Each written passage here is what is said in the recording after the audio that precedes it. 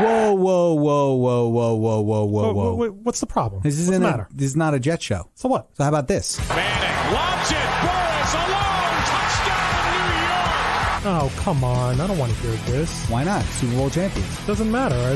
I just don't want to hear it. What do you want to hear? How about some Mets? Hey, if I can find one good thing that happened to the Mets, here we go. Home run! Mike Piazza and the Mets lead 3-2. Oh, yeah. It's got to be, I'm sorry. We all can't be like the Yankees. Oh, speaking of. This one by Mattingly. Oh, hang on to the roof. Goodbye, home run. Don Mattingly. No. God, I can't believe I just said that. All right, well, listen. How about a little Nets? If I have to. He had the jumper to win it. He got it. I can't take it. I can't take it anymore. It's been a second. I can't take it. How about some Knicks? Oh, yeah. Big spenders. Can't win a playoff. Fair enough. Houston pops out up top, down the lane, running jumper off the front rim, and in. I guess you should talk a little hockey, no? People even watch hockey anymore? They watch the Rangers. Well, if you have the Rangers, you gotta have some Islanders. Yeah, no, they didn't have a YouTube in the 80s. All right, let's get the show started. Here we are, polar opposites. Hello and welcome to the Polar Opposites Sports Extravaganza. You can follow us on Twitter at PolarOppo, on Instagram at PolarOppoPod. We're currently live on YouTube and, of course, on Twitter. I'm Matt Stevens. Alongside me, as always, is Craig Moffat. And Craig. Maddie, I do want to look at you today. I'm not saying it wasn't like last week when I shut my camera off during because you were just. No, I know. But I'm on kid duty, so. That I was right. That I was right. That I was right. That I was right. That I was right. All right. Right. Touche. Yeah. Touche. Woo! And you made sure to text me about that during the week too. Yep. But it's Anyway, okay. It's okay. Because No, it the is Knicks okay. are gonna. It's okay. The Knicks are gonna win the next three. Oh, And they're gonna win in stop. 6. You And they're gonna win in can't 6. jinx. You can't jinx a jinx. You I can't already- jinx. Craig Carton beat you to it already. He's already said they're gonna win the next 3 in a row. Please, just go back to prison already. Like, I'm tired of it. Just go back to prison. Can you go? Can we put him in prison for just being bad at his job? Is that possible? Like, can we just start doing that with him since he got out early for COVID? Now that COVID's over, can he go back? Like, since he got out early for COVID, can he go back now that COVID's over by the president? Is that possible? Anyway, it doesn't matter. We got a lot to get to today. We're going to do a little Knicks. We're going to do a little Giants. We're going to do a little Rangers. We may do a little baseball, but both our teams are ass cheeks, so we may not do that. We're going to do a little necessary roughness talk, and then we're going to do a little We got a lot. We have a lot. We have a lot because we're not going to be doing a show next week, so we're going to be off for a week. Right. And we're going to Mother's we're just going to Day, try to yada, yada. we're going to do an extended show today, but we're going to have a lot of fun with it. As Maddie said, we're going to talk about Necessary Roughness and how great of a movie that is. And Matt's got some audio clips as well. It's So one we of my got that. favorite moments ever in any sports movie ever is when he throws that ball and that dude just yells out, "Don't throw it the stone hands." It's the greatest defensive coordinator in a movie of all time. Oh, he's wonderful. And- Just wonderful. And so we're going to do a friendly debate today as well. We're going to be talking about, I gave Maddie a choice of a movie. So he's not going to reveal it yet. We're going to wait till later in the show. Right. So I gave him 2 choices for movies. Mm-hmm. I gave him A League of Their Own, Right. or Revenge of the Nerds. So Matt's going to pick one of the movies, and I have a question for each one. And whichever one he doesn't pick, we will do on our next show. Right. So we're going to let it simmer for a little bit. And then when we get towards the end of the show, we're going to get into that. We also have an off the grid story. We haven't had one in a few weeks. And we have, of course, in case you missed it, to close out the show. All right. So let's just do the Knicks. Let's just get this burger trash out of the way. Listen, I was right. It's not shocking. The Knicks don't beat the Heat. It took every time they beat them in the 90s, it took like 400 games. So it doesn't shock me at all. And listen, here's the thing, because Craig and I were laughing about this before the show started, and Knicks fans want to blame Josh Hart. Josh Hart in the rotation is killing the Knicks. He's killing the Knicks. Somebody, Craig was telling me, had the audacity to call for Evan Fournier to call for Evan Fournier. Are you kidding me? Are you flat kidding me? Evan Fournier? Come He hasn't on, played since man. December. He hasn't played since December. Right. You want to know what the problem with the Knicks is? Craig, it's the simplest answer to an easy question, right? Most teams, it's like, well, they need a wing and a blah, blah, blah, blah, blah, blah, blah. With the Knicks, it's super, super easy. Every team that they play in the playoffs, the other team has at least one, if not two players that are significantly better than the Knicks' two best players. And that's why they're always going to lose in the playoffs, because they don't have one of those guys. They don't have one of those guys. Am I wrong? Well, everybody thought it was Jalen Brunson, but I guess no longer. I guess not so much anymore. Jalen Brunson is a really good player. Don't get me wrong. Like, I love Jalen Brunson. I'm happy the Knicks signed him. They got him on a really team-friendly deal, considering the year he just had, right? He's not on a max contract, so they can work around that. But Jalen Brunson is a 2. He's the second guy, right? They don't have the guy. Like, here's the thing. 3 seconds left in the game, and you need a shot to win. Who's taking the shot? I can tell you who's taking it, but who do you want taking it? That's the answer. That's the question. Yeah, but all season long, here's the thing with Jalen Brunson. Jalen Brunson has been terrific. I won't take that. Of course, I will never take that away from him. But the fact is that Knicks fans, you love them until they lose, and then you hate them. It's like every sports fan base. So I'm not going to pigeonhole Knicks fans into one class of their own. Every sport fan base is like that.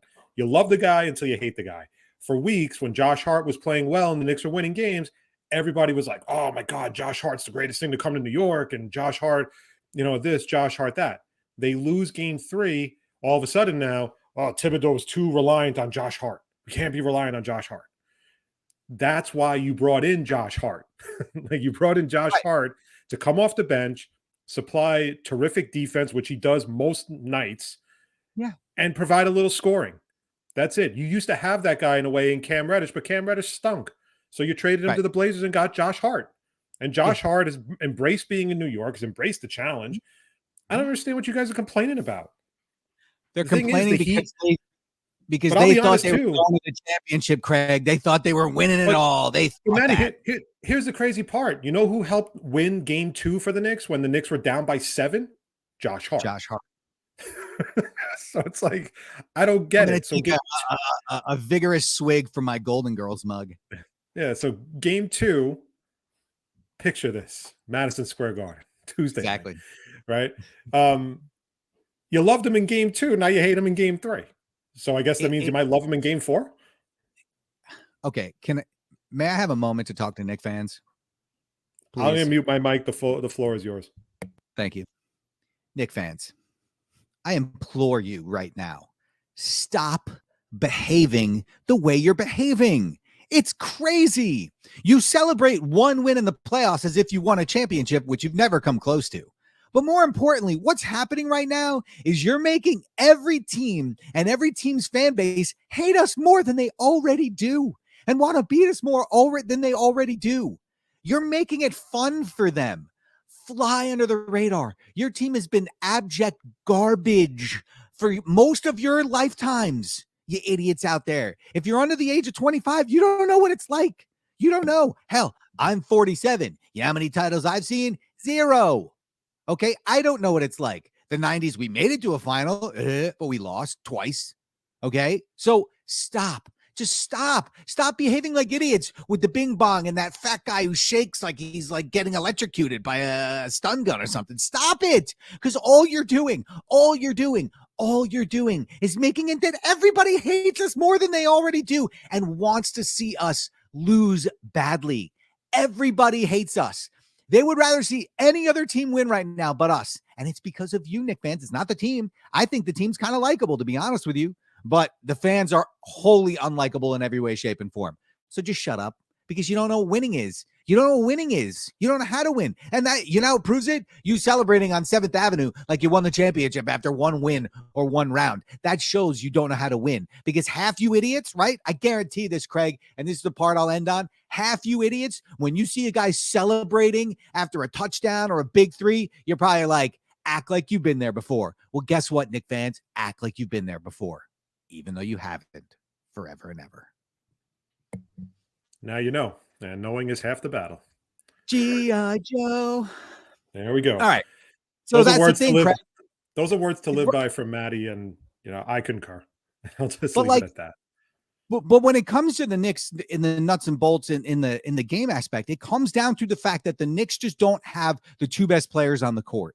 They just don't, and they wouldn't for the rest of the playoffs. Hell, they didn't even in round one. It's just that the centers for the Cavaliers. But besides Jimmy Butler, who is the second player? Is it Bam You're going to Adebayo? take Bam Adebayo. You're going to take Bam. You're going to. Okay. He's a lockdown defender who gets you 20 something points a night. He's an undersized center that still gets rebounds. And yes, he frustrates Heat fans. Don't get me wrong, but he's better than you would take him over Randall. Now Brunson, it's positional, right? You can't say point guard, center, that sort of thing. But if you talk to most NBA people, they would tell you that Bam Adebayo is the second best player on the court. And here's the thing: from Jimmy Butler to Julius Randle, the chasm is fucking wide, man. It's wide. It's not like Jimmy Butler, Bam Adebayo, Julius Randle. It's Jimmy Butler, Bam Adebayo, Julius Randle. So it's not even in the screen. No. Now let me ask you a question. Game 2. Jimmy Butler plays in the Knicks winning.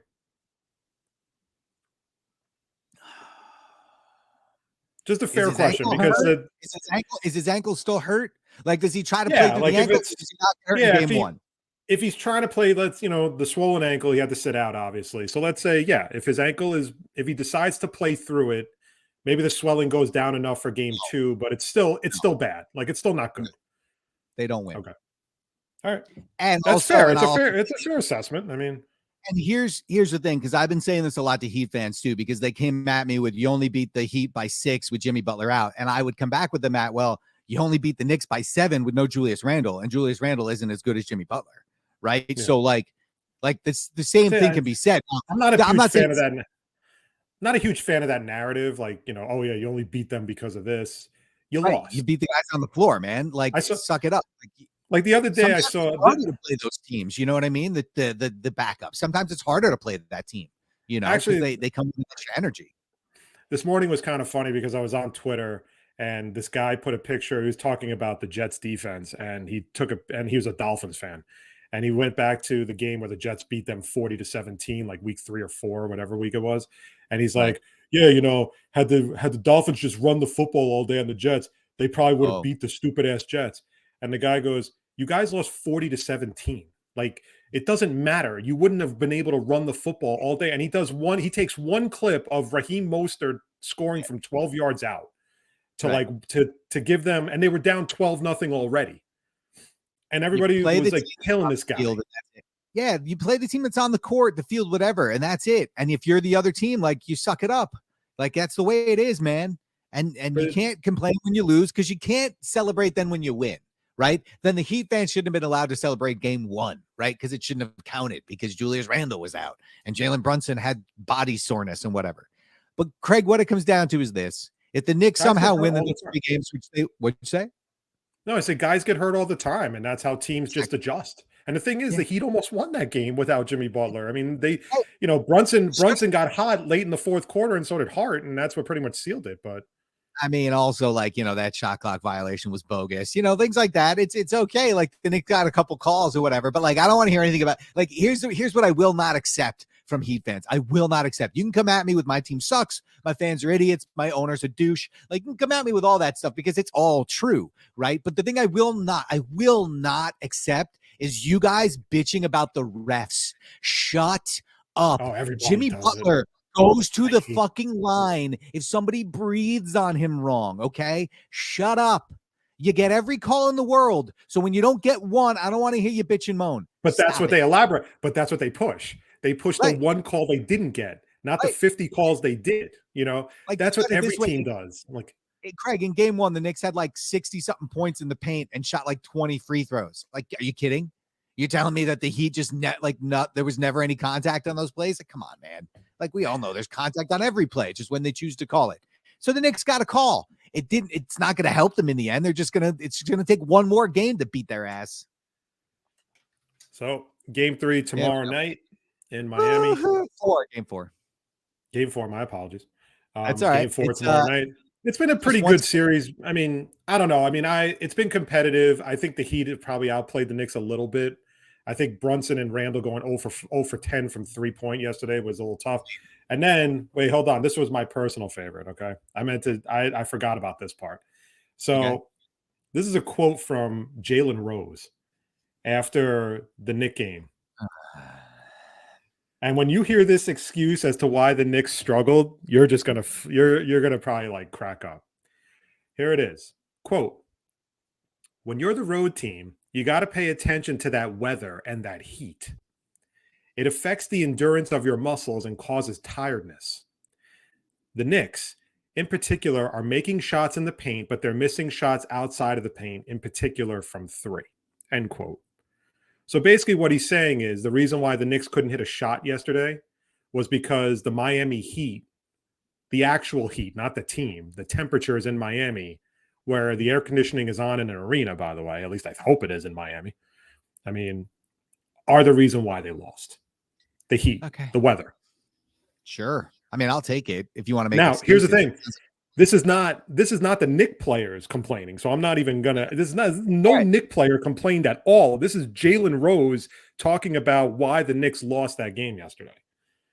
Not one Knick player would turn around and say, "Yeah, it was because it was 95 degrees outside and we were in an indoor arena with air conditioning." But yeah, that's why. Because none of those top friggin' athletes in the world have ever played in the heat before. Yeah, you know what I mean. It's like you're not playing street ball. You're not playing playground basketball here. It's not like they have like Gatorade on the sideline to like stop that crap. Here's the thing, Jalen Rose. I'll make it real simple for you. The reason they missed all those shots is because they're not great. All right. No, you're that's what it is. All right, so let's move on. The other big news coming out of Madison Square Garden, we'll just do this quickly before we get to baseball. The Rangers fired Gerard Gallant yesterday after they were eliminated by the Devils. What was kind of funny about that was that dropped yesterday afternoon while the Knicks were getting destroyed. So it was like perfectly calculated by James Dolan to like hopefully like make the Knicks fan forget that they're getting crushed. But like, so it's like, oh my God, Gallant got fired, and never mind the fact that Knicks were losing by like 15. News dump for you. There you go. A little news. That was like a news dump if you could ever like ever like find one. I guarantee you that somewhere, Craig, my sister Kelly cracked open a nice cold beer in celebration. Gallant got fired. She's been calling for it from the beginning. She's never really liked him. And let's be fair, I know very little about hockey, right? I know very little about hockey. And even I know he got outcoached in the Devil series. Yeah. The thing was also, he didn't make the right adjustments that he should have. But also in his defense, somewhat, he didn't get the greatest help when the Rangers get shut out twice in a 7-game series by a rookie goaltender. Meanwhile, the other games they won, he got pulled. But yeah, I mean, listen, Gallant's got to go. I mean, if you can't, you don't really blame Chris Drury for their elimination because he did what he should have done, which is give them as much reinforcements as possible to go all in for a cup. And it wasn't like they were an 8 seed, they were a 5. Right. Okay. They matched up very well with the Devils. The Devils have a lot of speed. The Devils have some great scorers in like Nico Hischier, Jack Hughes, and everything. But the Rangers also have Mika Zibanejad, Chris Kreider, Artemi Panarin. They get Patrick Kane. They get Vladimir Tarasenko. Tarasenko was great in the postseason. Patrick Kane, not so much. Yeah. Panarin wasn't that disappointing. And I understand Kane's older, so like I'm not going to kill him. You know what I mean? But I would have thought that he would have been a little bit better. Yeah. He hit the puck a lot in the middle of the ice. It was weird. And I thought Kane would be a little bit more rejuvenated because he was on a shitty Blackhawks team and then gets traded to the Rangers who are going for it all. So, so he was disappointing. Panarin was terrible, and he's been kind of a disappointment since they signed him. Right. Since he came to the Rangers. Now there's talk they may try to trade him in the offseason because they've got a lot of cap issues. They do have some cap issues right now. I don't even know what the details, like how they're going to approach the offseason, but it was very disappointing. And then in a game 7, I won't question the Rangers' effort in game 7. I do think they played fine. It wasn't like they mailed it in or anything like that. it was just a case of Akira Schmid was just absolutely terrific in net for the Devils, and Shesterkin let up a couple of goals I think he would have liked back. Yeah. But other than that, it was a very disappointing season for the Rangers. There's got to be a scapegoat. I don't think it's Drury, because I think Drury is doing what he can to build this roster to keep them in contention every year. Yeah. But Gallant was doing a terrible job, and you got to go. And that's it. And the coach is always going to be the fall guy. Indeed. But the good thing for the Rangers is this is a very good job. Mm-hmm. Like, you're walking into a good spot here. It's very rare where as a coach, you get to walk into a team that's on the up.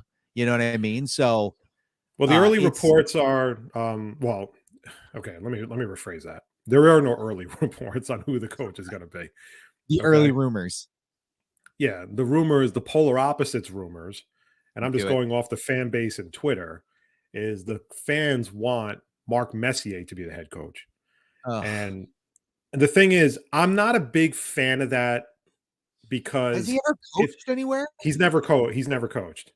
Stop. If he coaches and they fail, man, that's going to be awkward at those Ranger reunion shows. When he's they're honoring the 94 team that won the cup and everything. Listen, I'm tired of it, because I happened to somehow turn on Michael Kay the other day. I don't know what happened to me. I've lost my mind for some reason, but I turned on Michael Kay the other day and immediately turned it off, because the first phone call I heard was some old dude being like, "Hey, I've been a Yankee fan since 1927. I think they should fire Aaron Boone," which I totally agree with. They should fire Aaron Boone. "And I think they should bring in Don Mattingly to be the head coach." Head coach. Here's the thing. At least Don Mattingly's been a baseball manager, right? At least he's been a baseball manager for a couple teams. He's done that job. So it's not as crazy. But again, if he sucks, you got to fire him. And that's why, think about it like this. In a weird way, Matt, the Astros cheating scandal, I thought, was a little bit of a blessing for the Mets, because I didn't really think I didn't like Carlos Beltran potentially being the manager. He's never coached. Right. He's never been a fucking hitting instructor or anything. He's just been a guy that shows up as a guest coach for 2 hours. Right. Is that really what we're looking for in a manager? And Messier, and the thing is, why would you hire Messier to be the coach? He's never coached, and the Rangers are in contention every year. To me, if you have a team that's about to win, and you just need a guy who's not an X's and O's guy, but you need a guy for the mentals and to get guys fired up and that sort of thing, okay, maybe I'd see it then, right? But this team is still pretty young, and they need to be coached a little bit more. So I need a guy who's going to be able to do that for them. I just think it's dumb. I don't think they're going to do it either, which is smart, because I don't think Chris Drury would do that, but I think it's a dumb idea. I mean, listen, there's a couple of good coaches out there, Laviolette got let go by the Capitals, Joel Quenneville from the Blackhawks. I can't see Laviolette here, just because I think the Ranger players are not going to take to Laviolette's coaching. He's a kind of a drill sergeant, but he's won cups. He's won 2 cups. He won a cup with the Predators, and he won a cup with the Predators, and he won a cup with the Capitals. But you have a lot of, is that the one that looks like he'd put a hit out on you? Yeah, kind of. Okay. He looks angry a lot. So okay, I'm sure he'll figure. And again, you just had it, a few years ago, you had Tortorella, who you got them to the finals, but he hated him. Bring back Torts. So it's the Rangers have gone after the big fish coaches, and they've not won. So I don't know if that means on the team and bring them in and have them do it. Yeah, I don't know if it takes. That's what you got to do. But it was, it was a really disappointing season. I think the roster will have a little bit of a turnover. Certain guy like Kane is probably not going to be back. Tarasenko's a free agent. I don't know if he's going to be back. The Rangers have a lot of cap space tied up with contracts right now. There's a lot of talk about them maybe trading with some of the younger guys like Kakko or Lafreniere, because Lafreniere was terrible in the postseason. If they trade bread, my sister would be very upset. That's all I'm saying. Rangers, don't do it. I thought she was a Zibanejad stalker. She likes Zibanejad, but she's also a big fan of Panarin, aka bread. Bread. So yeah, that's Panarin. Like the bread, Panarin. I think it's the only contract right now that gives him cap relief. I'm not. I think he has Probably. like 3 or 4 years left on his deal, from what I saw. But And that's a you know, great hasn't- nickname, but it's still not that nickname is still not as good as the sous chef. My favorite nickname of all time. So the Rangers are back to the drawing board, and you know, we'll see who winds up as coach of the team. But Gallant is pretty much gone. One minor football note before we get to baseball: the Giants lock up Dexter Lawrence. Was it 4 years, $90 million? That is I correct. think that was right. Deron Payne. So- It's almost the exact same contract as Deron Payne for the Commanders. So well deserved. The guy's a terrific lineman. He was absolutely sensational, so he definitely deserved it. However, I'm going to be honest. But it also gives the Giants a little cap flexibility this year as well by signing him that extension. So it serves two purposes. Fair enough. And I get that. But Giant fans on Twitter, they can't just say, hey, it's a great contract. Like we are all saying it's a great contract. Nope, it's, oh my God, this is such a team-friendly deal for the Giants. It's a freaking $90 million contract.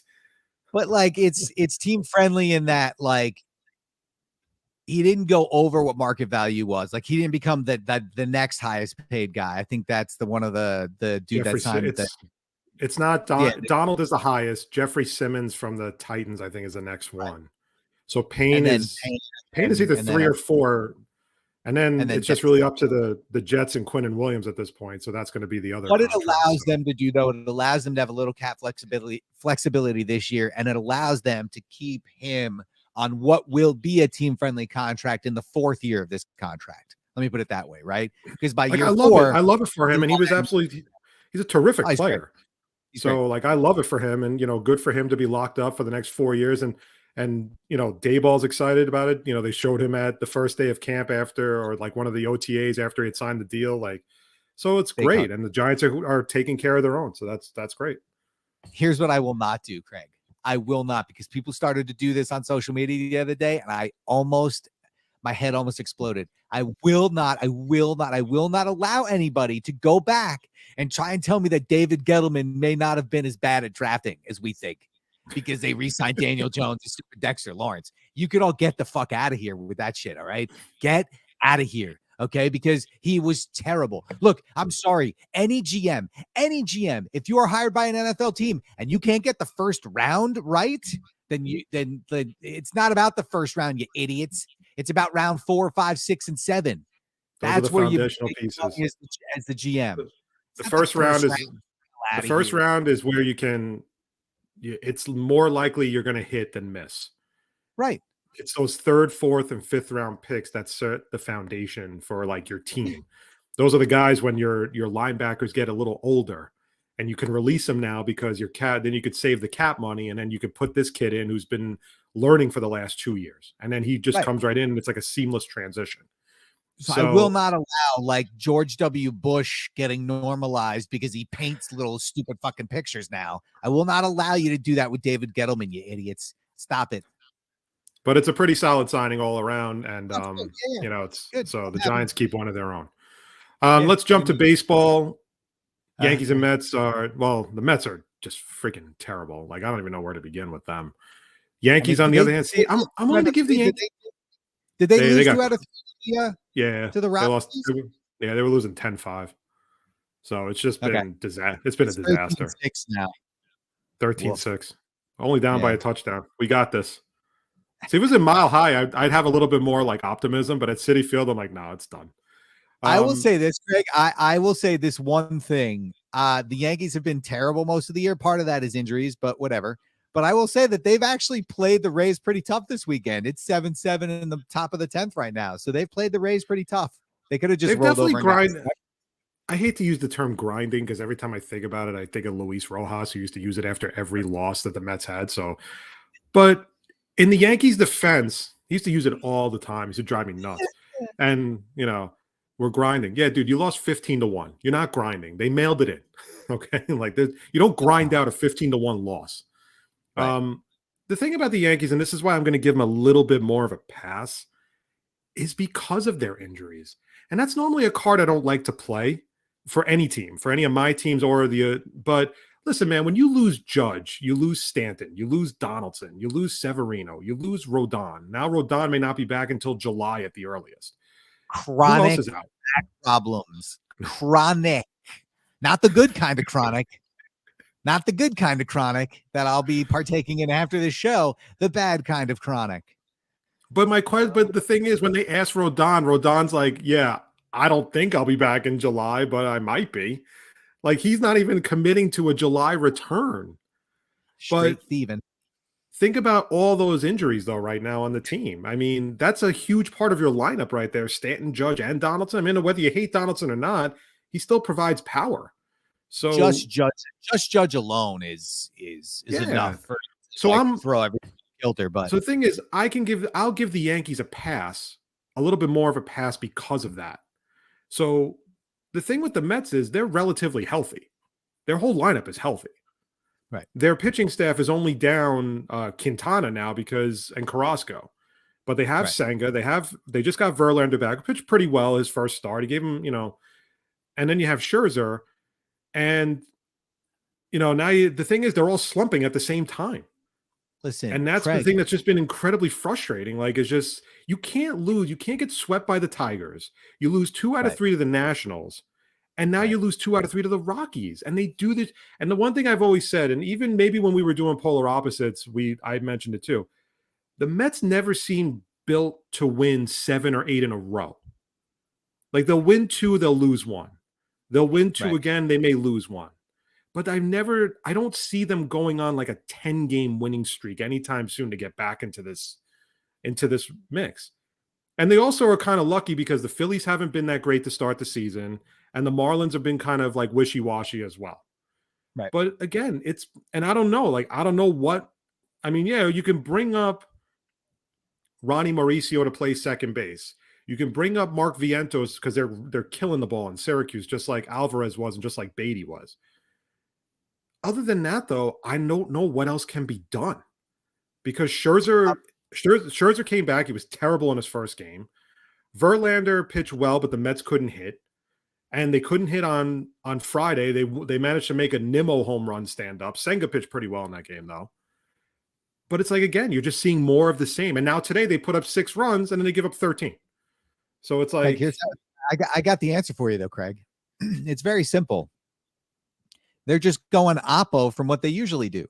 They usually start out hot and then crap the bed the second half of the season. This year, they're going to crap the bed the first half of the season and then get hot in the second half.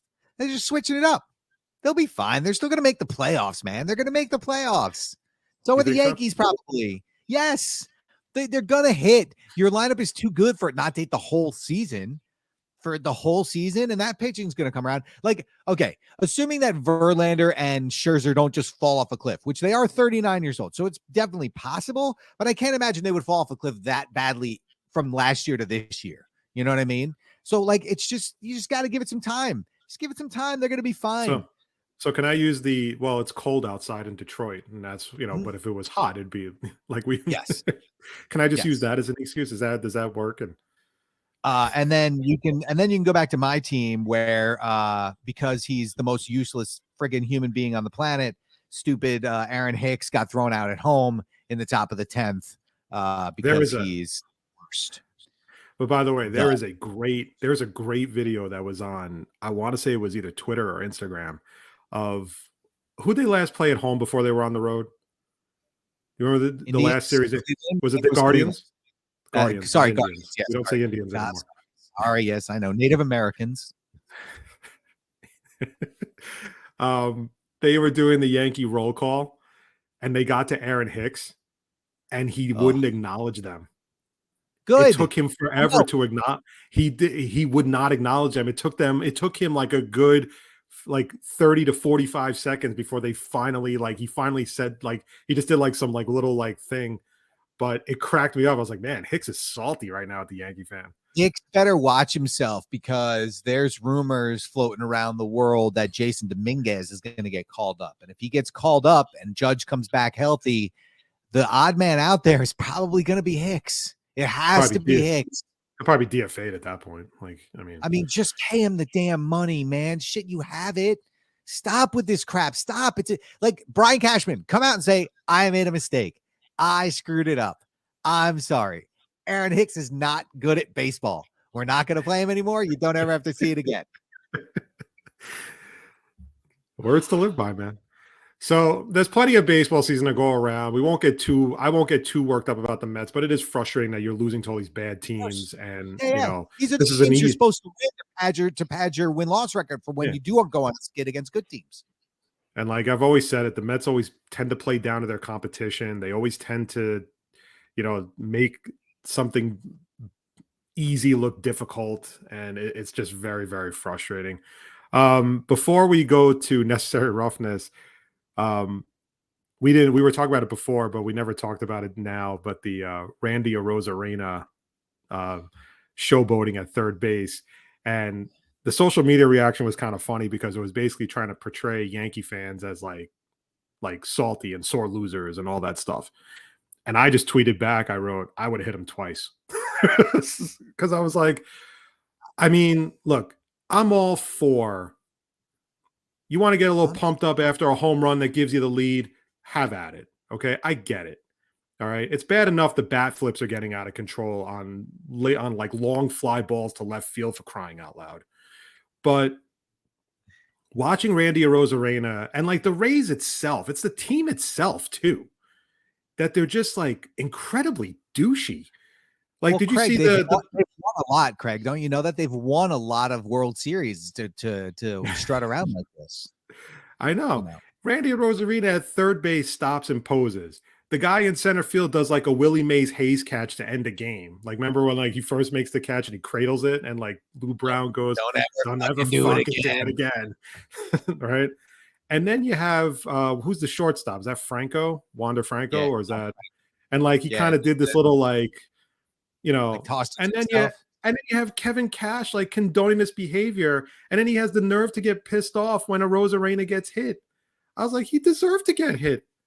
He absolutely deserved to get beamed for the freaking showboating at third base. Like, it's enough. But I'll also say this: like, we're also like putting a lot on Johnny Brito, right? Like, is it possible that Johnny Brito, who is a rookie, like gave up a home run to Randy Arozarena, and the next time he came up, tried to pitch him inside so he wouldn't give up another home run and hit him? Like, is that crazy? Is it crazy to think that it wasn't intentional? Because here's the thing I have for Kevin Cash.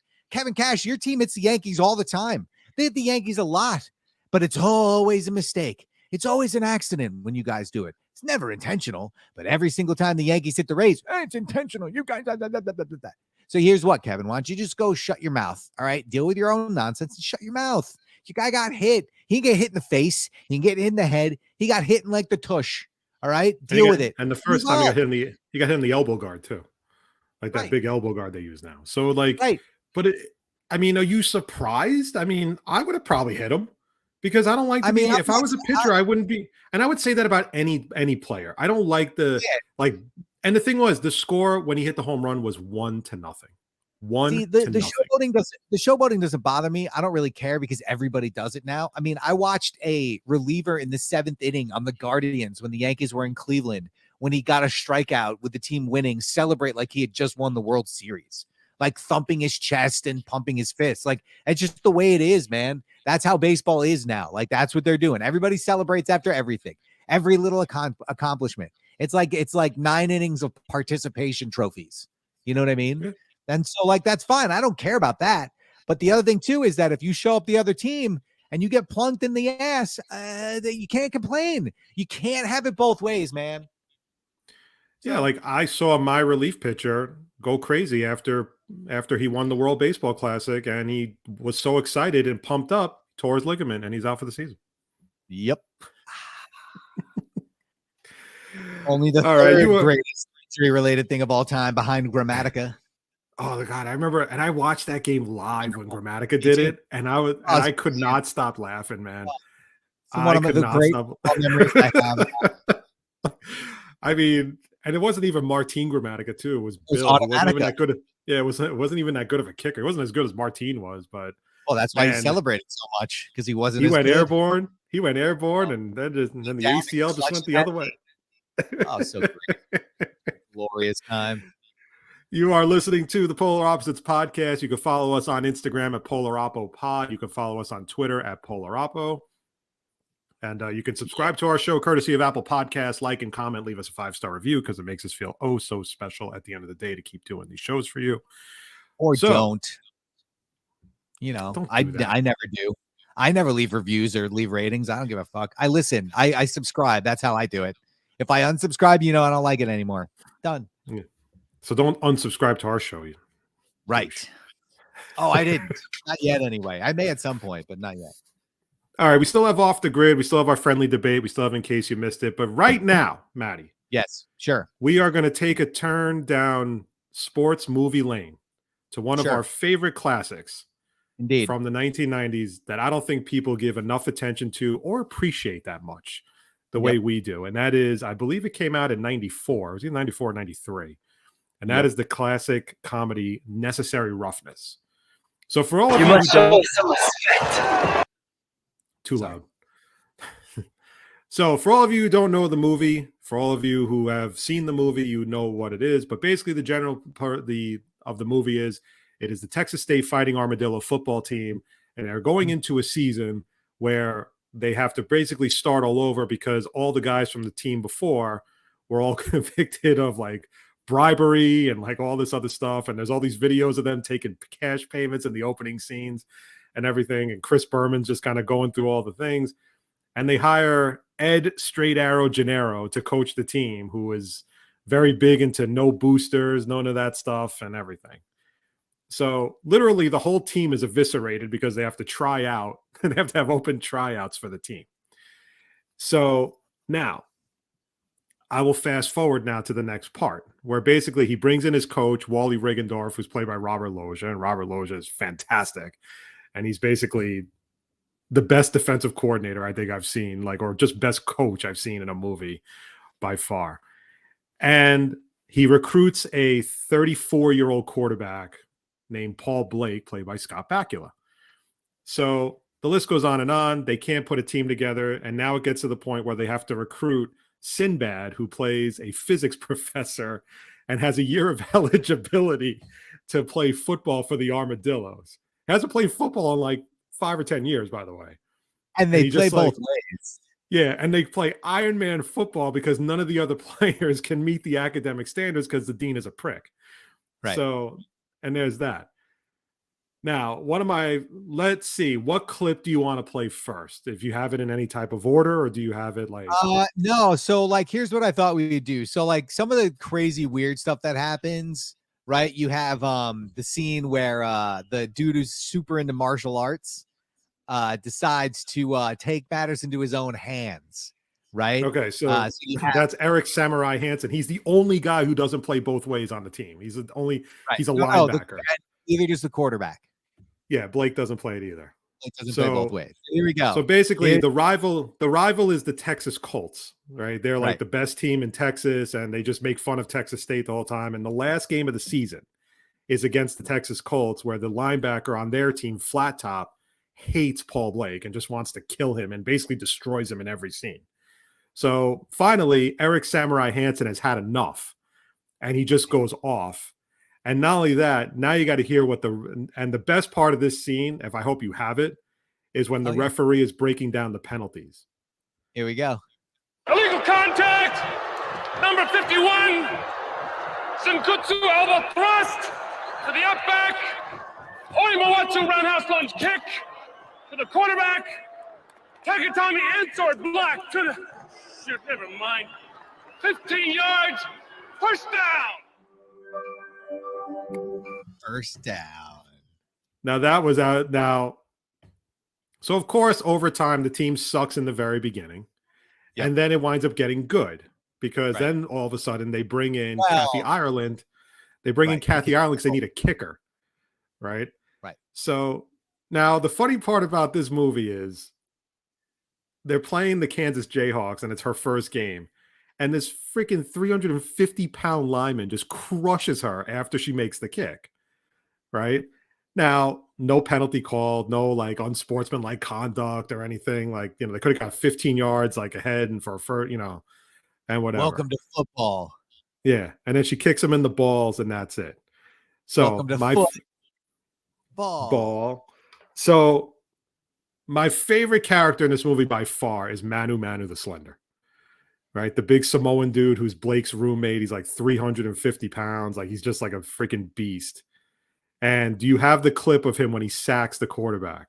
When Rob Schneider does the... I don't have big sack by Manu the Slender, who's about to do his I'm gonna get some poi sack dance. I do have this though. You ready? Mr. Blake, he'll never touch you. That's right before he knocks the face mask off of the best player on the other team with blood. And like knocks his teeth out or something because like his mouth is like gushing blood. Like he just levels him. His mouth. It's hysterical. Like I've never seen a hit like in football like ever gushing that much blood. Like the way it comes out like a waterfall of like blood after he just like levels flat top. So Sinbad's in the movie. You don't know who Sinbad is? Please go look up Sinbad because Sinbad had a moment. Now there's also a part where they practice against a prison team, and that prison team was like Bo Jackson, Evander Holyfield. It was all Marcus these like Allen, Dick Butkus, really great former athletes. And then they come in, and this is Andre Krim, played wonderfully by Sinbad. Listen, guys, I want you to know something. I believe you're all innocent. I really mean that. I feel a lot of love on this field today. And then they just systematically just beat the living crap out of them. They don't play past the one snap. They hit the one snap. The prison guys just literally start stomping on them, like curb stomping them. Get back on the bus and go back to prison. And the guy goes, and Blake goes to the guy, goes, "What are you in for anyway?" He goes, "Computer fraud." Meanwhile, he's like jacked. Like it's like all he does is work out and everything. All right, so here's the big one. Okay, this is the one where everybody. This is the reason to watch the movie is the build up to Wally's pep talk. So what happens with Ed Gennaro is he thinks he's having a heart attack at one point while he's making pasta. I mean, his last name's Gennaro, right? So of course he's making pasta and he feels like he's having a heart attack. So he goes to the hospital and he's in the hospital and they're running tests, but the game is coming on. So he gives Wally the big whistle so Wally can be the coach. And Wally thinks because he's the coach now, he's got to wear a suit. He's got to behave in a certain way. And this is the pep talk from the middle of the game, the last game, which we'll tell you how it ends in a minute. Not a goddamn thing's been working for us. Like this goddamn suit doesn't work for me. And this stinking tie, and this goddamn shirt, it doesn't work for me. You know how to play winning hard-nosed football? You play football like Ed Gennaro played football. A guy who gave his life for this football team. He was a 140-pound halfback, and he played like a goddamn wild man. No, like a goddamn rampaging beast. And that's the way you're gonna do it. You go out there, you tear their fucking heads off, and you shit down their necks. Let us pray. It's that part right there that is just absolutely brilliant. You got to rip off their heads and shit down their necks, and then let us pray. Like it's so wonderful. It really, really is. And then what happens is that speech, yes, gets them pumped, and then they ultimately win the game at the end because Blake gets a vision. Game, but you know, it's no, they're not good enough, and not for nothing too. Like the Texas Colts should have been flagged for like 15 penalties because they were like aiming for Blake's head. Like it was like insane how like they were hitting him after he throws the pass, he's getting leveled after the play, like, and they don't call like anything. And that was another funny part too when they go to the bar, when they go to that bar to try to like blow off some steam, and they get into the fight with the Texas Colts, and like all the glass is broken. Flat Top's face is like busted open and everything, and they're playing pool. And Ed Gennaro basically goes, "Yeah, you really, you can't, when you're in an election year, you can't really put the Texas Colts into jail. Like it would look really bad." So, that's what now, I don't know what you're talking about this brawl. I have two more Wally sound clips real quick. One of them is my favorite of all time. And this is a great one. This happened during one of the games where, of course, everything was just going bad. This wasn't friggin' AstroTurf. I dig a grave here for myself. If this wasn't friggin' AstroTurf, I would dig a grave here for myself. Then there's Featherstone, or as we know, Stonehands, who was like a super fast dude who just couldn't catch the ball. And Blake had been throwing to him all year and finally just gave up throwing to him, where Stonehands would just run down the field and nobody would cover him because they would never throw to him. Well, when you're playing against the Texas Colts and you gotta come up with some trick plays, he decides to throw it to him. And this is what Wally yelled from the sideline. The big supportive coach, Wally, from the sideline. Don't throw the stone! Could you imagine? Maybe it was Could like you 30 yards open. He's 30 yards open down the field. Could you imagine, Craig, if like today, like say like Dayball's on the sideline, right? And he's got a guy out on the field who can't, like he's got Evan Ingram out on the field, right? And he's just on the field, and Evan Ingram's running down the field, and you see the camera shoots the Dayball, and Dayball's going, "Don't throw it to Ingram." Oh, it'd be wonderful. Listen, if you've never seen the movie, go watch it. It's terribly wonderful in many, many ways. And then after they win the one game, like they beat, like they tie the Kansas Jayhawks. They don't even win; they tie. They're at a banquet with getting booster money from Jack for their jackets and all that stuff. They're wearing like jackets, like they're all part of the Masters, right? And it's just like, and then Gennaro comes in, just like, you know, no, we're not doing this, and like, and then it just kind of takes like a turn. And then the girl who winds up being Paul Blake's teacher for like journalism is like a cheerleader that had a crush on him in a high school game where he like destroyed her team, her high school, in like a championship game. He threw like 7 touchdowns or something like that. The movie is fantastic. Like there's so many funny parts like in the movie. Like, and it was just, Sinbad is great. Manu Manu the Slender is probably my favorite. Like I said, my favorite like character in the whole movie. And then, yeah. And then just overall, the movie itself is awesome, but there's no way in hell the Texas State Armadillos would ever win that game against the Colts. Like they were just, who plays Iron? They wouldn't win any game. They wouldn't even last past the first half in these games because they were playing Iron Man football for 8 games a season in college football. Yeah. Thanks, Matt. The dynamite dropping as always. That's how I do it. All right. So before we get to it, listen, what it comes down to is go see Necessary Roughness if you've never seen it. Thank us later. It's enjoyable. You're going to like it. All right. So let's get to our friendly debate. Sure. So at the earlier part of the program, I gave Matt a choice of a movie. So basically what we're going to do is, we did it last week with Little Giants and it went so well with Junior Floyd and Spike. We felt were compelling arguments as to why each one was overrated on their football team. And we decided we're going to do it again. So I gave Matt a choice of 2 movies.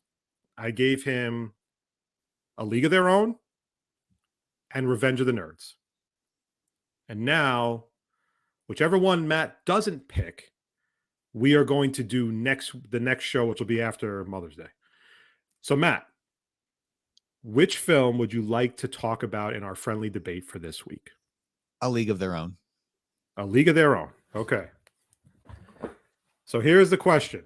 So we'll table Revenge of the Nerds, which by the way may need its own movie review with clips, because that is just an absolutely fantastic movie. It is. It's a bit troubling now, though.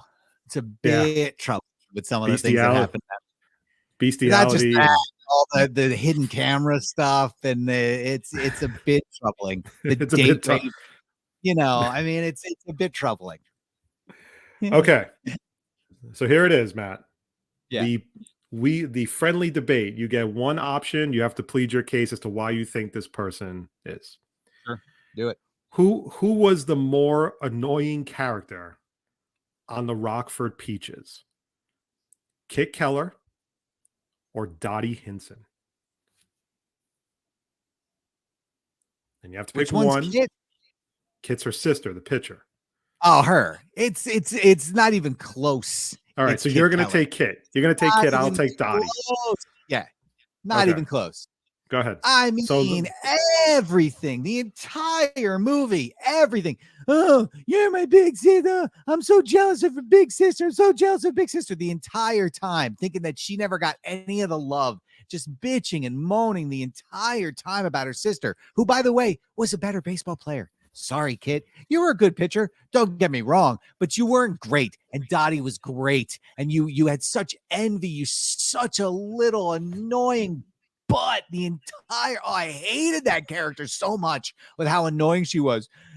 You didn't even. Here's the thing, Kit. This is all you have to know. And she says it in the movie, Dottie does. If not for Dottie Henson, you're not playing baseball. You're not. So say goodbye. You'd be back playing for the cow team, whatever the hell that team was. at the dairy factory, whatever the hell was going on. And So still swinging yeah, exactly. Kit is still swinging at the high clearly- ones. Exactly. Far and away the most annoying character. Even more annoying than the little kid, by the way. Stillwell? But Yeah. he's a kid. He's a I kid. don't care. He was annoying as hell.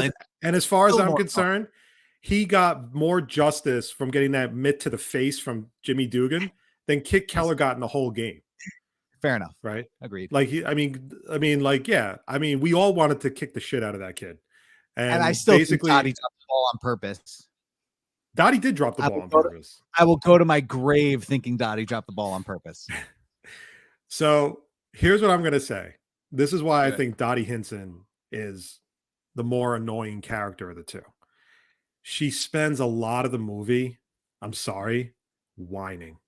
I don't know what it is. It just bothers me like so much. And I get it. You know, she's not used to being like actually, let me rephrase that. She is used to being the focal point of a team because on their dairy softball team, she was killing the ball there too. And Right. she was the best player they had on their team. But the thing is like, she's a good player, and all she does to seem is like, oh, I don't know if I want to play anymore. And, I'm, my sister and this and that. And she feels bad about her sister in the very beginning. And she's asking to be traded like they were really going to trade her. And then it's like, embrace it. Embrace it. You are the star player in this league. You are the reason why they're coming to watch you. And like, I'm fine. And the one thing I was glad about was when she finally told Kit after Kit gets traded, like she basically said, not too many words, bitch, I got you in this league. Like, it wasn't for me, you wouldn't be doing shit right now. She's the reluctant hero, Craig. The reluctant hero. That's what she is, right? She's like, oh, me and my husband want to have kids right before the fucking World Series. Are you out of your mind? I was like, you can't just wait. What? I was like, no, of course, let's have kids. Like, right? Like, because apparently, maybe it's just a case of like, okay, I can't miss a week of games in the World Series because me and my husband want to have kids. And it's like, give me a break, man. And like, she was just such like after a while, I got tired of her because embrace it. You can catch a ball doing a split. You can do a behind the back catch. And you look at your sister and you go, beat that bitch. Right? Because like, honestly, like it just got so annoying after a while. And like, I loved when she took her head off and she should have just owned it. She's like, yeah, you know what? I took your freaking head off on the mound and I'm sick of your crap. And then she quits after a year. I would be like, no, I'm coming back to kick your ass next year. She didn't want to. She dropped the ball on purpose so her sister could have the spotlight. The ultimate martyr. And I would have been like, my sister, if she was like, oh yeah, well, you were crowding the plate. I'm like, I dropped the ball on purpose. I dropped it because all you do is complain. I would have been like, you bitched and moaned all year because you're not getting the attention. It just got to the point where she was just whining. It just felt like such whining and like, oh, I don't know if I want to play anymore.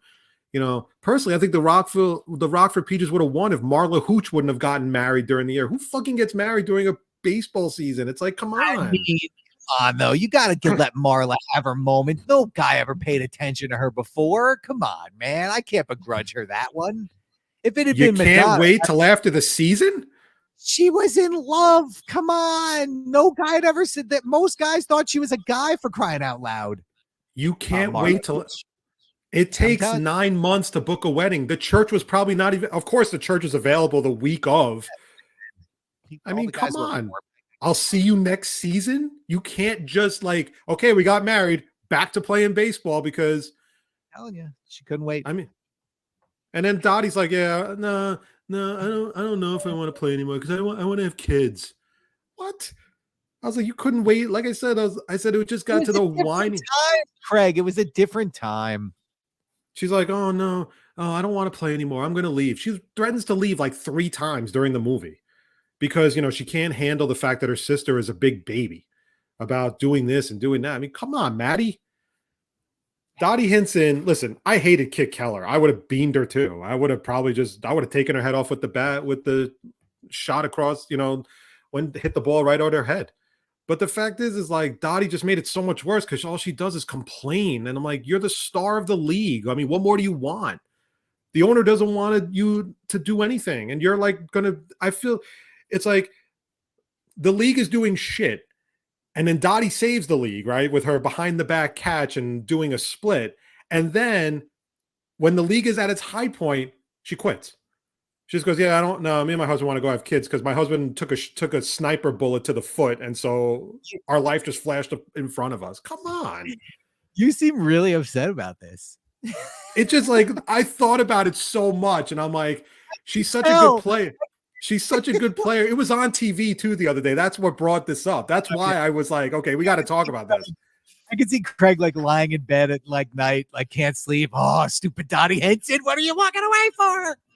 It's like I can't watch the World Series scene because I get so frustrated. I'm like, oh God, you just took her head off and you're going to drop the ball on purpose. What's wrong with you? So, in my honest opinion, barely Dottie Hinson is more annoying than Kit Keller. Not true. Because Kit Keller doesn't quit 3 times. And I mean, yeah, she throws her tantrums and everything, but she's a younger sister and everything. But it's just like, come on, Dottie, you're the star of the team. Like, give me a break. And you leave poor Jimmy Dugan hanging out to dry. I mean, what kind of teammate is that? So that's it. I got nothing more. We'll talk about Revenge of the Nerds in 2 weeks. Okay. Sweet. We had 8 topics for in case you missed it. We're going to knock it down to 6. Okay. You really got choked up on that one, didn't you? You okay? Yeah, I'll live. So we're going to knock it down to 6. We still have to do off the grid. So I want you to take out number 5. Okay. And number 8. Okay. Okay. Oh, number 5. Oh, I don't get to yell about Dylan Brooks. Okay. Then we'll do 7. No, it's fine. We'll take out 5. Okay. You want to yell about Dylan Brooks right now? No, he sucks. It's fine. He doesn't deserve my yelling, useless ass. Okay. So we're going to knock out number 5 and number 8. Okay. Let's do it. Number 7 is a must. So, yeah. All right. So before we get to, in case you missed it, we're going to do off the grid really quickly. It's our off non-sports story. We haven't done one in a while because I really didn't find one that was worthy of making the show. But this one I found and I felt like we needed to talk about it. So, Maddie, are you ready? Yes, always. All right. The topic for this off the grid is shoes. Okay. All right. Here we go. Off the grid for what is it? Episode 9 of Polar Opposites? It is indeed episode 9. Nueve. All right. Here it is. Off the grid. A group of thieves stole more than 200 sneakers in central Peru, worth over $13,000. But before we pop the champagne on a job well done, this wouldn't be an off the grid story without a ridiculous twist. Turns out that all the shoes they stole were for right feet only. It took the small crew about an hour and multiple attempts to break into the store. They used a tricycle to transport the boxes. That I would have killed to see. The police in the area believe that the stolen sneakers are being hidden because the products can't be sold as incomplete sets. Really? It took that much thought process from the police department in Peru to say, yeah, we're pretty sure they're hidden because any asshole would have known that. I mean, Craig, they're probably working with like a ColecoVision as a computer. I mean, settle down. So here we go, Maddie. The question. Yeah. Should the thieves devise a plan to return to the store and steal the left-footed shoes to complete their sets?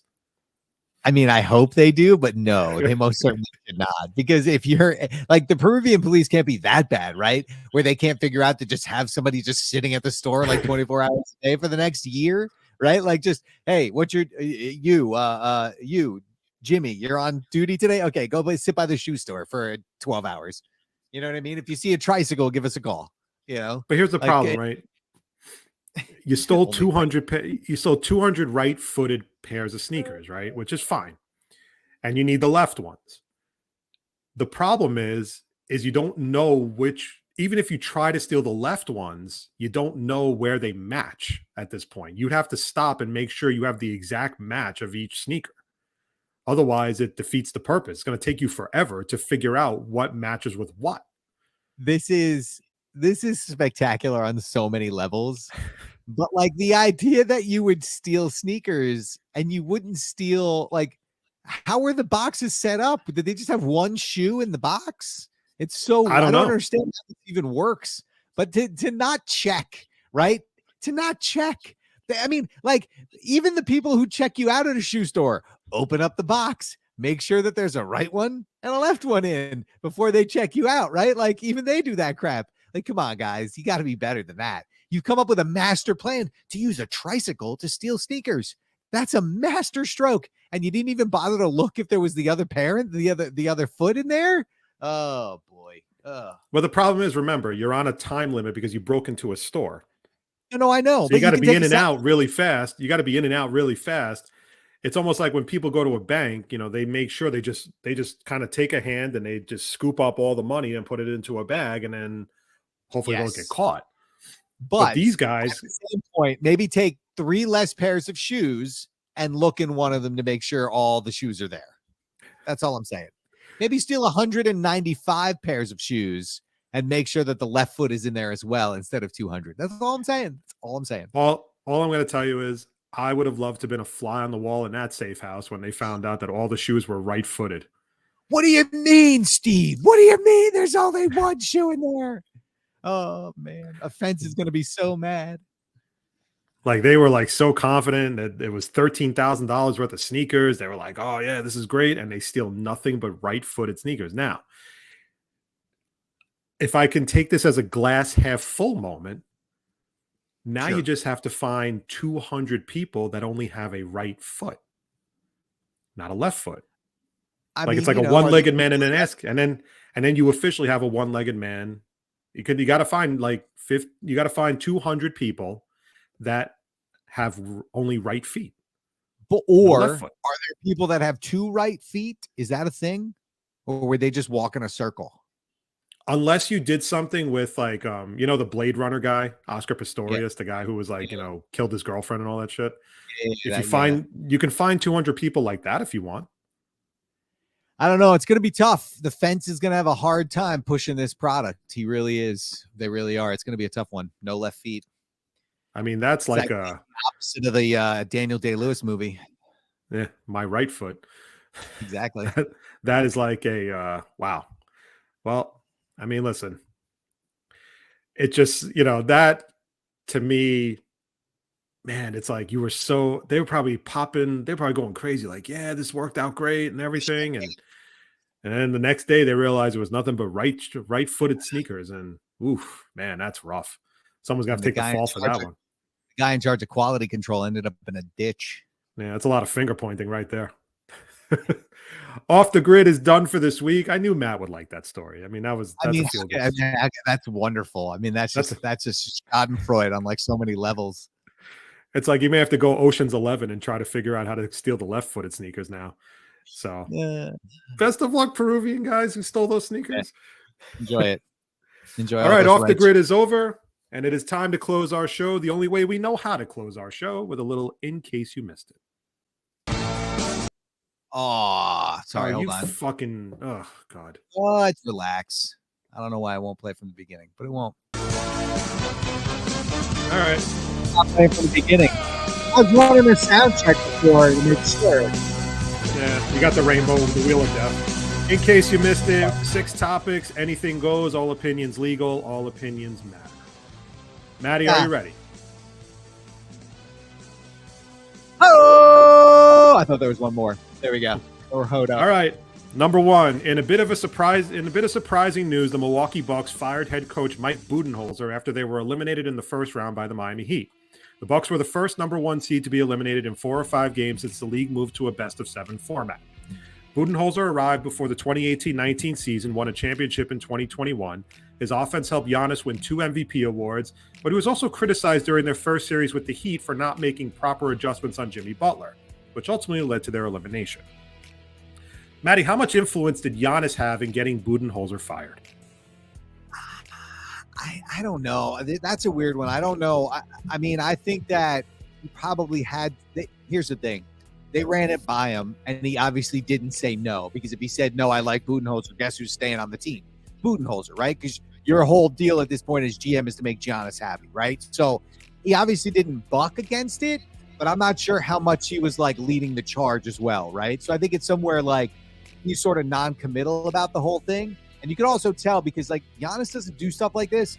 He came out in that last press conference after that last game and basically was like, I should have been guarding Jimmy Butler more. You know what I mean? So I think he was probably over Budenholzer, but I don't think Giannis is the type of guy to like go up to the GM's office and be like, you got to fire this guy now. You know what I mean? I think the GM went, Giannis, should we fire him? And he was like, yeah, go ahead. I could deal with that. And I think that's how it went down.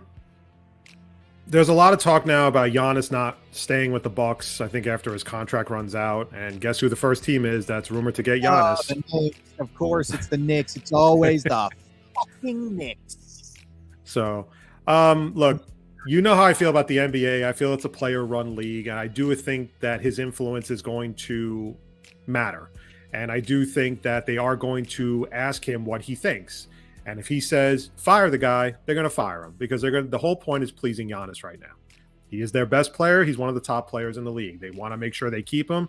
I wouldn't be surprised if they do keep him when it's time to do another max contract for Giannis. But I wouldn't be stunned if Giannis didn't have a say, or Giannis had a say in what was going on. And I think that he was probably, like you said, I don't think if he would have just said, yeah, whatever, if you want to fire him, do it. I don't think they fired Budenholzer because he's a great coach. He was a good coach for them. He just didn't play well in the Heat series. But at the end of the day, I think he was a good regular season coach. But I also think in a way what Giannis wants, Giannis is going to get. And if Giannis really wants the guy gone, the thing is right now, can you tell me there's a better coach out there than Budenholzer to lead the Bucks to a championship? I don't know enough. I would take Nick Nurse, to be honest with you, over him. And that's probably might be the guy that takes the job. I think Nick Nurse did more with less than Budenholzer ever did. And think about it this way. Budenholzer is, if KD's foot is like a half inch shorter, they don't go to the finals then. And think of all the all the injuries that happened in the Sun series. So even his championship, which you give him, is still under a little bit of scrutiny. Just a little bit. Indeed. Are you ready? Number two? All right, number two. Here we go. The Packers have agreed to a one-year contract with Jordan Love worth up to $22.5 million for the 2024 season, including $13.5 million guaranteed. By giving Love a new contract for next season, it saved the Packers over $7 million in guaranteed money, as Love would have made over $20 million guaranteed had the Packers picked up a fifth-year option for next season. Is it safe to say that Love has a 2-year window to show the Packers he's a franchise quarterback? Yeah, I think so. I actually think this is actually not a bad deal for Green Bay. They save a little bit of money on the contract. He's still on his rookie deal right now already, and they only have him next year for $13 million, and at most it's a $20 million contract, where it was probably going to be $20 million and probably more based on incentives. It gives them a 2-year window. The Packers have a lot of young receivers right now. I don't think they're going to be terrible enough next year anyway to wind up with Caleb Williams as the number 1 overall pick. I don't think they're going to be the worst team in the NFL next year. So I think it's a fairly low risk deal. And if he winds up having a good year this year, then next year it's only $13 million for a quarterback who might put up solid numbers in 23. So I think it's a good deal for both around. I have no problem with it. And again, then you talk about negotiating it the year after that. So. And people complained about the Daniel Jones contract. Anyway. All right, number 3. Antonio Brown owns 95% of the Albany Empire, an indoor football team, and things are about as bad as you would expect. The Albany Times-Union reported on Monday night that the players had not been paid since April 21st. The team's head coach, Damon Ware, left the team over lack of payment, and multiple players have been suspended due to an incident on the team bus after a game this weekend in North Carolina, with the Albany police responding to a report of aggravated harassment due to that incident. The team has posted a help wanted on their Instagram page for a head coach, wide receiver, defensive back, lineman, and backup quarterback. That's not bullshit, by the way. Maddie, are you surprised that a team owned by Antonio Brown is such a hot mess? I'm still on the want ads. Like, did they post it like the paper? Wanted. Head coach needs to deal with crazy lunatic as owner. Be ready. No, of course it doesn't surprise me, man. Like, it doesn't surprise me at all. I'm in fact surprised that it's not worse. Like, that seems pretty, like, kind of normal compared to what it probably should be. But I'm not surprised at all. I mean, he's a hot mess. So what do you think's going to happen? If your leader's a hot mess, what are you going to get with everybody else? You're going to get a hot mess. And there you go. And that's Antonio Brown in a nutshell. It just keeps getting from bad to worse. I mean, this is amazing. You have an Instagram help wanted ad for a head coach. Or what? Could you imagine if, like, the Jets, right? They fire Salah, right? And all of a sudden, Why's it got to be the Jets? Why's it got to be the Jets? Because it's the Giants. Just they just got Dable, and I like it. I don't want to put them in that, but whatever. It doesn't pick the team, right? The Lions fire Dan Campbell, right? And they just go on Instagram. They're like, yeah, we're looking for a head coach. If you know anybody, shoot us their resume. No big deal. Prior work experience is needed. I mean, like, it'd be crazy. It'd be absolutely crazy. Here's the thing, right? So they need a wide receiver. So why doesn't Antonio Brown just do it? He needs a job right now. I mean, right? I mean, why not just have him do it? The thing is that he has a lot of money. He had to put it somewhere, so he puts it into this arena football team. I think it's an arena football team. And the thing is he has no idea how to run a business. He has no idea. He has no business skills whatsoever. It's just it's a place for him to hide his money, or a place to put his money in. And now the problem is that the team is a complete disaster. There were stories about him locking players out of their hotel rooms. It's just like it couldn't get any worse for this guy. And it's just like you kind of laugh at it because then you just see Antonio Brown in the freaking press conference with the mink coat on and everything and all that stuff. And it's like the team is a complete disaster. And then you have an aggravated assault. Lord knows what that is when the police get involved on a bus. It couldn't be any worse for him, but like you said, it's not surprising because he just has a major screw loose, and I don't really think he gives a shit as much as you would think an owner would give a crap about it, regardless of what the football is. Number 4, Matt Harvey announced his retirement from baseball in a lengthy Instagram post on Friday. While Harvey had his ups with the Mets, and all Met fans look forward to Harvey Day whenever he took the mound, he certainly had plenty of downs, including needing surgery for thoracic outlet syndrome, issues with alcohol, and a 60-game suspension for distributing a prohibited drug of use after giving Percocet to former Angels pitcher Tyler Skaggs, who died of fentanyl overdose in 2019. Harvey last pitched for Italy in the 2023 World Baseball Classic. Should Met fans celebrate Harvey or be disappointed with how his career as a Met ultimately turned out? I was kind of caught on this one. I respect what Harvey brought to the Mets during that time, during the Dark Knight phase or whatever. And I hate it. I don't like shit like that, the Dark Knight and Thor and whatever the hell it is. But man, dude, Harvey torpedoed his career so fast. I mean, he was not in shape the year after the World Series when they lost the World Series. And I remember that game because I was watching it. He looked like he was like 20 pounds overweight for the first start of the year. He had injuries. Then he overslept for a start that he was supposed to make on a Saturday afternoon. Turned out he was out playing golf and getting drunk all morning and everything. And I mean, I do feel bad for him in a way for, just dealing with his issues with alcohol and all that stuff and, his drug issues and everything. That being said, though, he really hurt the Mets when they needed him the most. And in my honest opinion, I can't celebrate that. I just can't. I respect what he did, but there was a lot of self-inflicted wounds by Matt Harvey on his own career. And it led to the fact that the Mets had to trade him. He couldn't latch on with Cincinnati. He couldn't latch on with Baltimore.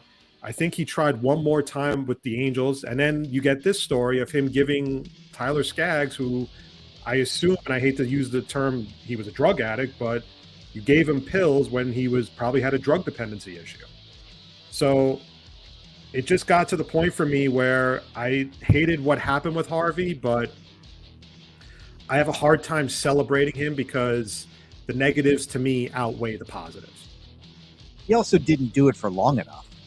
You know what I mean? It was like a shooting star across the sky. I mean, it was like a couple years at best, right? Mm-hmm. Just like maybe a year or two at best. So, I mean, look, it sucks because it was injuries, right? Like he could have recovered from the 60-game suspension. He could have recovered from the stupid stuff of, like the alcohol and all that stuff. He could have recovered from all that, but his body wouldn't allow him to do it. Like his body just broke down. And you wonder if part of that was because of the alcohol and because of the drugs and stuff like that his body broke down. I don't know. I'm not saying that's the reason, but they could have some correlation. it's sad because he was a good pitcher and he was fun to watch. It's just, sometimes, man, those injuries, when they pile up like that, and like there are certain injuries that are just like, remember how like knee injuries used to be the death knell in football, right? Back in the day, you had a knee injury, you were done, and it's not really like that anymore. That thoracic outlet syndrome surgery is like you're done. It's basically a career. It's a career killer at this point. Basically, and it sucks because he never got to bounce back from it, so we never got to see what he could have been. So And I don't know if it tied into like that game 5 when he blew the game, and then when he wanted to play the complete game and he didn't make it out of the 9th inning because he gave up the runs. And I don't know if that. I'm not saying that necessarily started the downfall, but you never know if that kind of weighed with him after the season. But he just really didn't look well in the following season. Then it was the injuries. Then it was, again, too many issues with the team, team-related issues that forced him to trade. And the thing was, think about it like this. We thought we had one of the top pitching prospects in the game during that time. We ultimately wound up trading him for Devin Mesoraco. And that's all you need to know about the downfall of Matt Harvey. Devin Mesoraco. All right, number 5, Lamar Jackson's new contract with the Ravens includes a full no-trade clause as well as a no-tag clause, and for now makes him the highest-paid QB in the NFL. At the press conference to announce the deal, Jackson claimed that he wasn't interested in any other teams and he always wanted to stay in Baltimore. Jackson also said, quote, "I want to throw for 6,000 yards with the weapons we have. I just want to do that because no one's ever done it before, and we have the weapons to do that." Outside of tight end Mark Jackson, the Ravens added Odell Beckham Jr. and drafted receiver Zay Flowers in the first round of the NFL draft. Are you buying what Lamar is trying to sell now that he has his money? Of course. Yeah, I don't think Lamar is that kind of guy. Like, I think Lamar says what he says, and I think it's now, like, is he going to do it? No, he's not going to throw for 6,000 yards. It's not going to happen. But, like, I don't think Lamar's the type of dude to just blow smoke just for blowing smoke. You know what I mean? Like, I don't think he would just not say anything. He wouldn't come out and just say anything instead of saying, like, I want to be in Baltimore. Throw for 6,000 yards. I'd love to see it. I think Lamar's a really good quarterback. Some of his short stuff isn't as good, but he's got a great deep ball, and I can't wait to see what he actually does. If Odell stays healthy and you add Zay Flowers plus the tight end, like, that could be a really dynamic offense when you add in what Lamar can do with his legs, you know what I mean? And their running game. So it'll be interesting to see. They're not throwing for 6,000 yards, but it'll be fun to watch. And that's what I was saying. Like, the 6,000 yards is ridiculous, especially if he's going to be running the football just as much. The Ravens, I don't see the Ravens really. They could change up their offense now that they have Odell and they have Zay Flowers and Rashad Bateman. But their coordinator? They replaced him with Todd Monken, who's he was the OC in Georgia at the University of Georgia. Listen, it was tough for me to determine if Jackson really wanted to stay in Baltimore. I was more thinking the Ravens just didn't believe in Lamar Jackson because they let this drag out for as long as it did. And they decided to let him go be a free agent, try to get the 2 first-round picks. Then there was just a lot of stalling on a deal. Then you found out the Ravens were offering a 3-year contract for like $133 million. I think it was fully guaranteed, and he turned it down. So it was like you weren't really sure who was like really interested in who at the end of the day. And when all is said and done, Odell Beckham Jr. was the first domino to fall, and that's how you kind of had a feeling Lamar was going to be back there. Plus, there was nobody else that wanted him. Once the Jets got Rodgers, maybe the Dolphins were the only other team that would have been a possibility, but the Dolphins didn't have any picks. They didn't have any first-round picks, or I don't think they had a second-round pick either. So it wasn't going to happen with Miami, at least not this year. So at the end of the day, both teams got what they want. Both people got what they want. The Ravens have their franchise quarterback for the next 5 years. He will not be the highest paid quarterback for very long once Burrow and Herbert get their deals. And then, 6,000 yards to me is obviously extreme. It will probably never happen. But overall, I think he does. I think he did want to be in Baltimore. And I do think he's happy being a Raven, even money or not money. I think he always wanted to stay there. Agreed. Number 6, sorry. Snoop Dogg is joining a group of businessmen to make a bid on purchasing the Ottawa Senators. Snoop made the announcement via an IG post, writing that he's excited by the businessmen's vision and saying he wants to bring hockey to our community. If Snoop were to become a part owner of the Senators, give me an over-under of giveaway days sponsored by Philly Blunts, Dutch Masters, or Easy Wilder rolling papers. Oh my God! First of all, I love Snoop. I'm a huge fan. Always have been. Always will be. This could be so much fun. Like, I'm sorry, it could be so much fun. You know, I could picture. Just think about it. I mean, too bad the Senators don't have. If they needed a mascot, it could be like a blunt. They could have like Cheech and Chong bobblehead night. They could have like so many different things that would just be so much fun.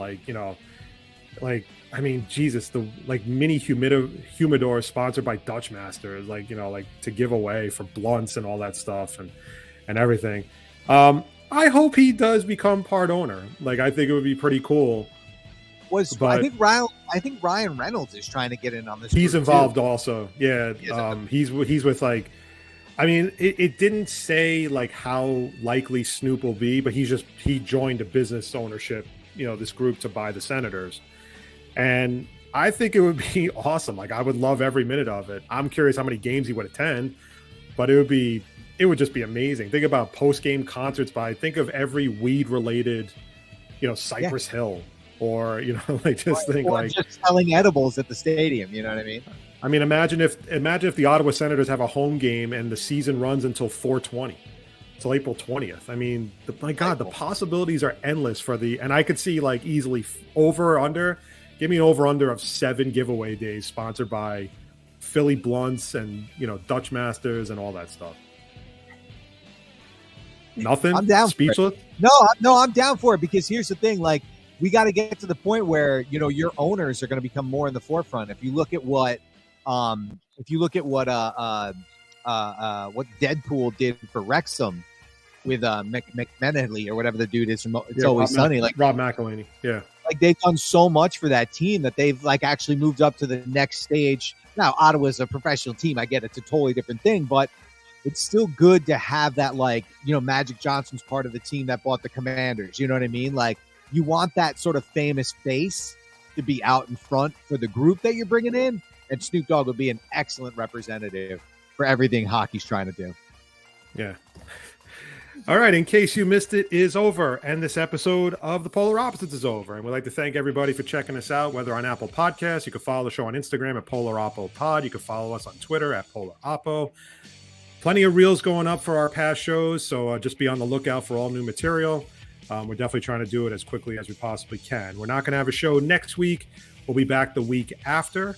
So hopefully we'll dive a little deeper into basketball at that point, and maybe get into some more baseball. Outside of that, football is pretty quiet, and we'll get into some other stuff as well. So on behalf of Matt, this is Craig. This has been The Polar Opposites. Wherever you are, stay safe. Enjoy the rest of your 2 weeks.